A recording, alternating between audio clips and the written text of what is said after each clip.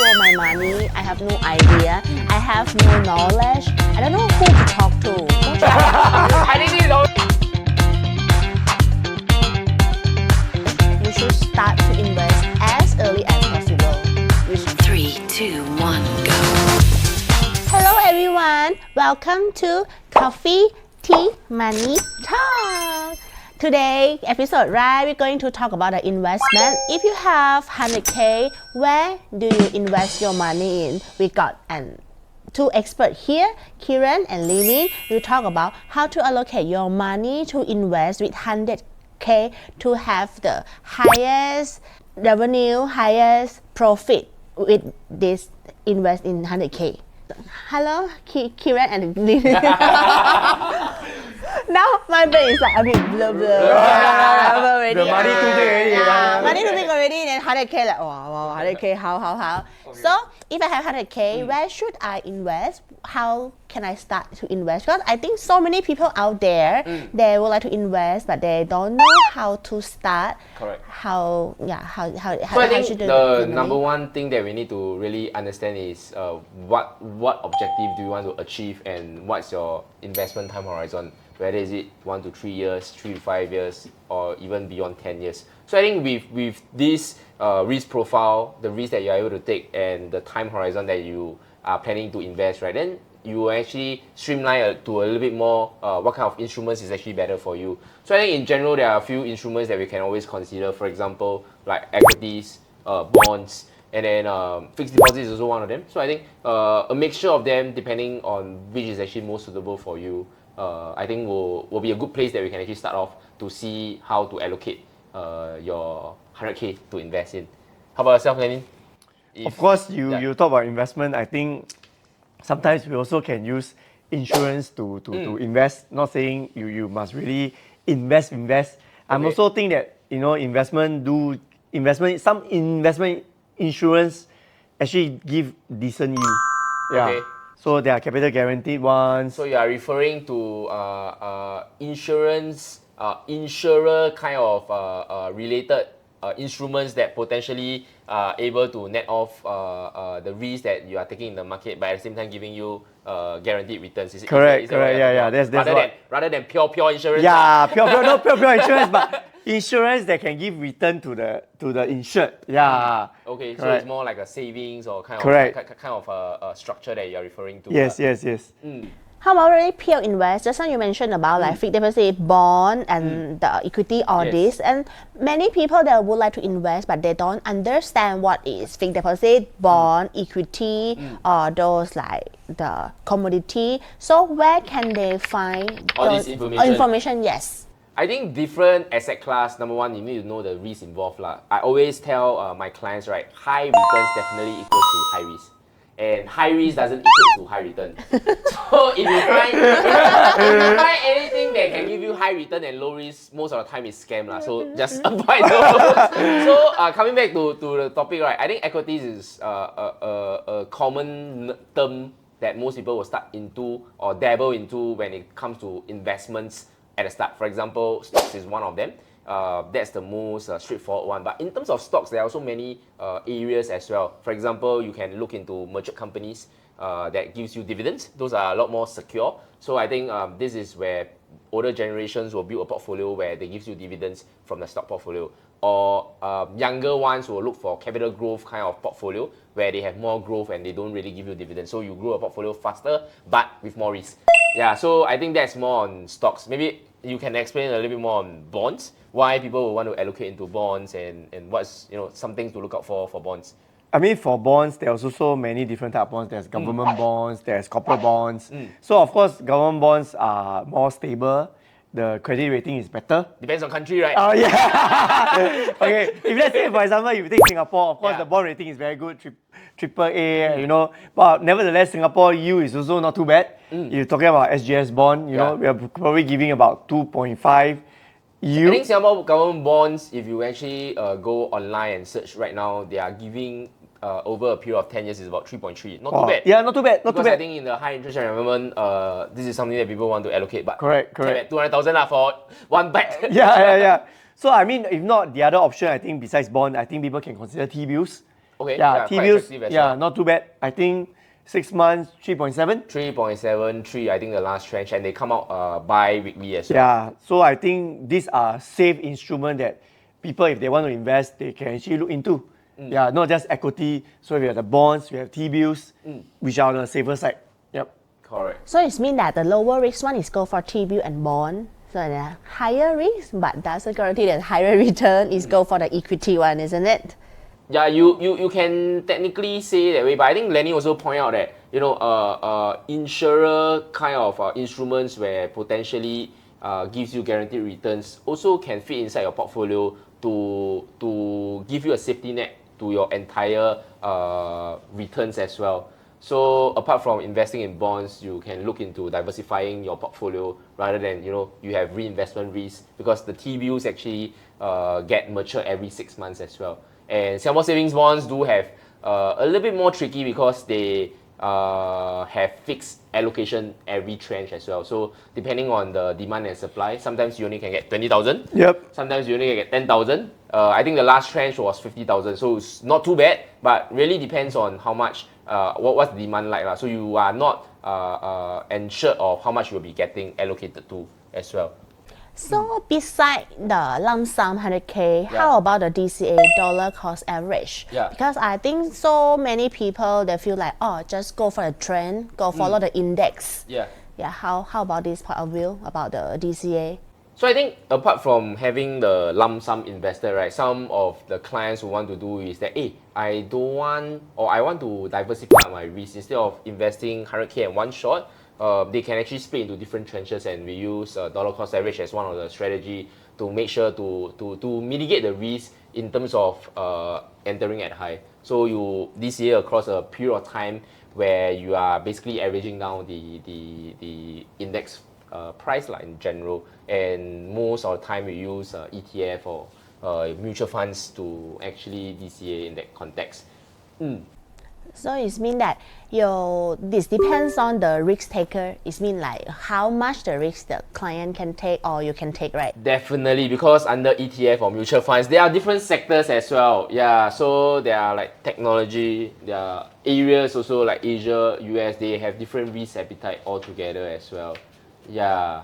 So like, have you any suggestion for those newcomers want to come in? Like, oh, I have 100K today. Like, I have 100K, but I don't know where to grow my money. I have no idea. I have no knowledge. I don't know who to talk to. What should I do with this one? If I put into the bank, then the fixed deposit now the rate also not so good. I want higher, but I no knowledge. I think this is always very common that people want. But so many people don't understand. Like, I mean, they want to do something with this money. They got this money, but no knowledge. Don't know where to go. Yes. Or I should go to the club to hang flower. Or should go to the KTV. That one not No lah, that one not investment lah. How you know? Maybe you can get the husband or get the wife. They don't know how much risk they can take. So what is the good investment to kickstart? Okay, I think ultimately the person who wants to invest, he needs to know what is his objective. Am I doing just to grow my money? Even at the midst of growing, as what you say, how much risk can I take? Are you okay to lose half and still okay? Or you think that, losing half, I cannot take it. Then if you are not this type of person, then maybe you have to find safer instrument to invest. But you're someone who says, I'm okay to the market go up and down. Then my suggestion is you can do dollar cost average. Buy in when it's low, buy high when it's high. But ultimately, you have a very good average purchase price. So maybe Lenin, instead of you sharing what a person can do, right? Maybe you share with us what you are doing yourself. Let's say today you have based on whatever profile that you have, right? Or I know you are a married family man. What will you do with this 100,000? Based on your risk profile and objective. Maybe share with. I mean, if I'm married, of course. I mean, for me, I have 3 kids. I think I would actually invest half. The other half, I think I'll put into educational plan. Education, family plan. Yeah, family, yes, for a plan. So for the kids, so the other half, okay, at least I feel that half no risk, buy endowment plan for the children. The other half, I think I'm okay to go into technology, Okay. go into AI, go into potentially in the next 5 to 10 years, this investment can grow according to what the market perceives right now. True. So all these investment can create the passive income. I think it's always what people are looking for. But end of the day, it really depends on how you manage the fund along the way, because passive income is always a good term to have lah. But it can come from many sources also. So it can come from your dividends from your stocks. It can come from the coupons that you receive from bonds, or even if you can come from the endowments plans that can gives you guaranteed incomes, or even from your CPF is also considered like passive income as well. But end of the day, does this passive income generated by this portfolio meets your objective or not? I think that's the most important part at the end of the game. Yeah. Then many people say that maybe buy commodities, buying gold Gold, or okay. this. What do you think about it? I think, okay, you Yeah, go first. you go. We all may have many things that we want to say. Yeah. So I think commodities, there are many kinds of commodities. It's a very wide topic altogether. You have precious metal. Under precious metal, you have even gold, silver, platinum. They move very differently.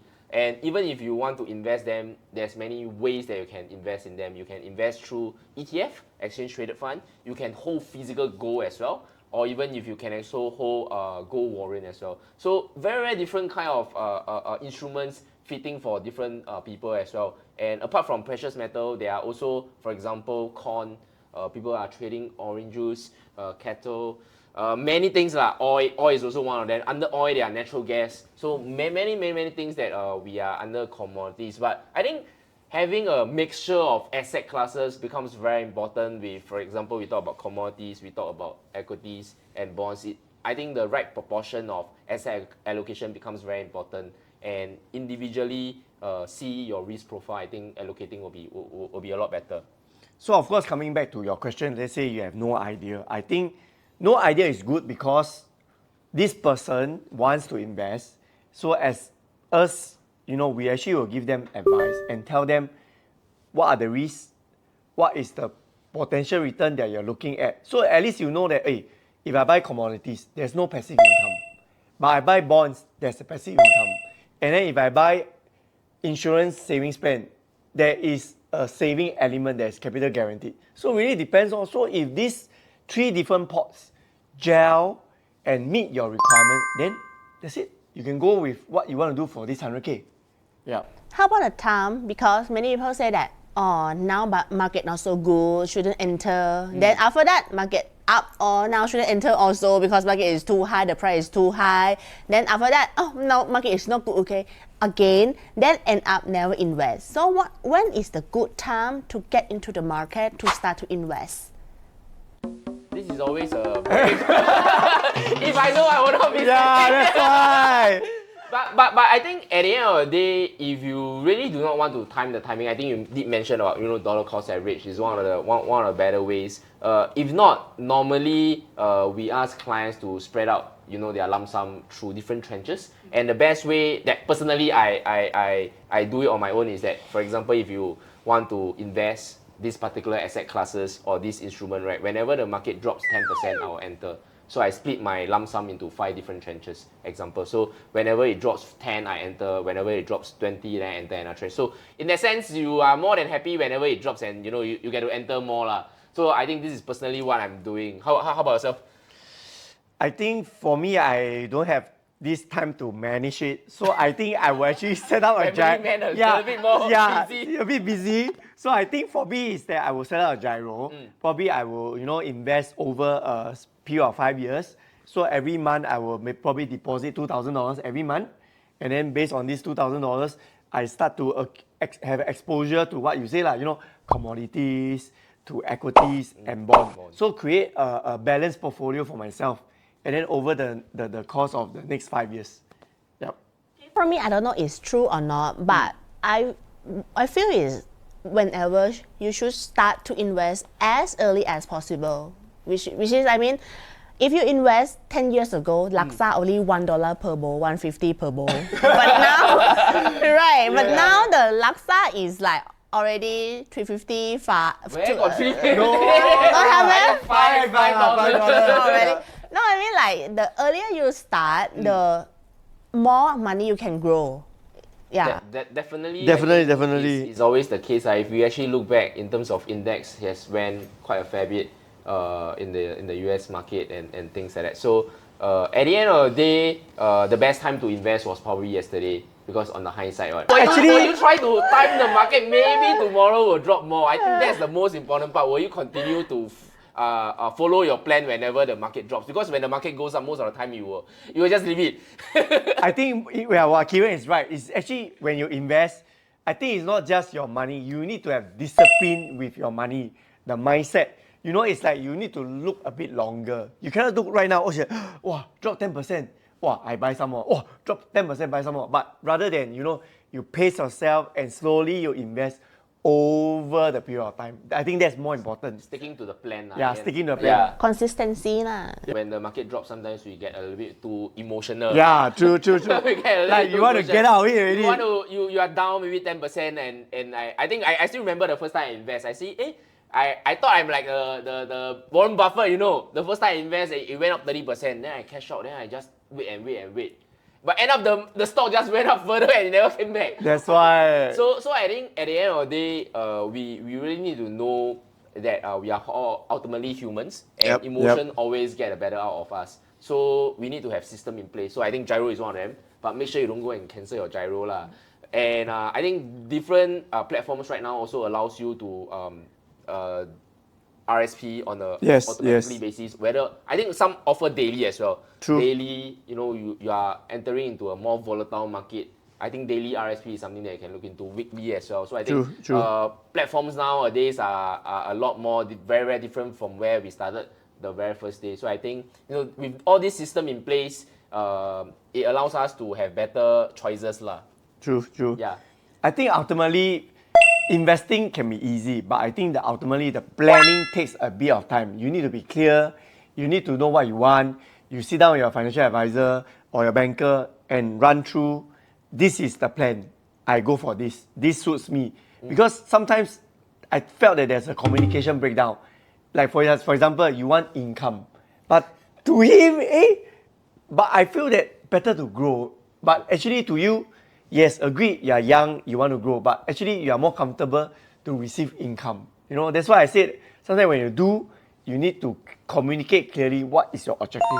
Yeah, something like I want to buy beer, but my advisor say, oh no, cannot, you need to buy house first before buy beer. That's There's always a communication between husband and wife. Yeah. I'm not angry, but actually I'm angry. Yes. I think there's always a communication breakdown where it caused maybe unpleasant experience to some people as well. Yeah, end up in the end, because of this unpleasant, they never invested and they miss a lot of things. Opportunities. Yeah. Like when I was young, right, I got some money. I can start DCA a bit earlier, but I like, oh, cannot lah, the market now very bad. Then after that, the market good. Oh, cannot lah, the market good. And now the market keep go. Then now it's like still can buy, but compared to last time I start earlier, I lose a lot. Yes. Yeah. Do you do your own investments yourself? Or? Yeah, I do my own investment. I start for dollar cost average because last time I don't have knowledge, and I feel like as you say, it's discipline and consistency. So I feel like every month gyro. I don't know what they are doing. I mean, I just find one of the institution that I can trust, then just put money with them, let them grow for me. Yes, I think this one is good to kickstart because for me investment, if you don't really have the time and knowledge, you cannot like in the morning maybe you want to buy Singtel. Oh, Singtel this morning 3.5 and already Singtel 3.7 SL is very hard to predict, right? Correct. Because you are not host. No, I mean we don't have the crystal ball. I think important is that as what we mentioned again is you need to have the discipline and then have your funds ready when really this is the time to invest. The more shares that you save up for. Yep. How about the government? I mean Singapore bond or bills? What do you have Any suggestion or comments about it? If want to start invest? I think it's one of a good way. I think recently one of my clients we did set up something like a what we call a bond ladder. Singapore government bonds to offer like fixed rates. So they give coupons on the 6 months basis. So we actually staggered and asked them to buy Singapore government bonds on the monthly basis. So on the 7th month onwards, right, every month they actually get coupons from different bonds. So I think this is one of a good way to build a simple bond portfolio where it's backed up by Singapore government as well. So I mean, then for T-bills, like what I said earlier on, there are reinvestment risks because the interest rate environment might not be high forever. So 6 months later, when the thing mature, you might have reinvestment risk. So that's my point of view on this portion. Yeah, any add on? For me, I think most importantly is you need to invest and the appetite you need to stomach. I think that's very important because don't be persuaded by someone say, oh, high risk, high return. But as what Kieran says, there's no such thing as high risk, high return. It's more like whether can you manage the risk and take the return. I think that's more important. Yep. Yeah, for me, it's like I got 2 rules. Rule number 1, don't lose money. Rule number 2, look at rule number 1. Try not to lose money. But actually, it's no need to be 100K to start off. It can just be like $200 a month or whatever, like Gyro, like you say. But correct. if you really would like to invest, you can just start.